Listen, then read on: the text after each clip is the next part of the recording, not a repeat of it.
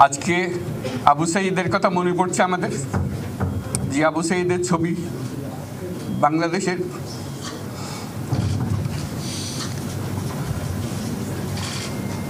প্রতিটি মানুষের মনে গেঁথে আছে, এটা কেউ ভুলতে পারবে না।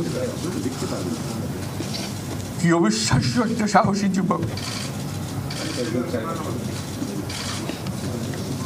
বন্দুকের সামনে দাঁড়িয়ে আছে, এবং তারপরে থেকে কোনো যুবক কোনো যুবতী আর হার মানে নাই।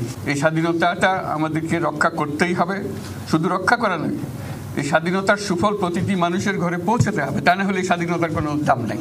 মানুষ যেন জানে বাংলাদেশ স্বাধীন হওয়ার অর্থ হলো তার নিজের পরিবর্তন, ব্যক্তির পরিবর্তন, সুযোগের পরিবর্তন, তার ছেলে মেয়ের ভবিষ্যতের পরিবর্তন। আইনশৃঙ্খলা যখন আমাদের প্রথম কাজ, এই আইনশৃঙ্খলা ঠিক না হওয়া পর্যন্ত এটা আমরা অগ্রসর করার জন্য পদক্ষেপ নিতে পারবো না।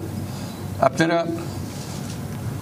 আমার উপরে আস্থা রেখে আমাকে জানিয়েছেন, ছাত্ররা আমাকে আহ্বান দিয়েছে, সেটাতে আমি সাড়া দিয়েছি। দেশবাসীর কাছে আমার আবেদন, আপনারা যদি আমার উপরে বিশ্বাস রাখেন, আমার উপরে ভরসা রাখেন, তাহলে নিশ্চিত করেন যে দেশে কোনো জায়গায় কারো উপরে হামলা হবে না। আমার প্রথম কথা হলো, আপনারা বিশৃঙ্খলা থেকে দেশকে রক্ষা করেন, আপনারা সহিংসতা থেকে দেশকে রক্ষা করেন, যাতে আমরা যা আমাদের ছাত্ররা আমাদেরকে পথ দেখায় সেই পথে আমরা এগিয়ে যেতে পারি।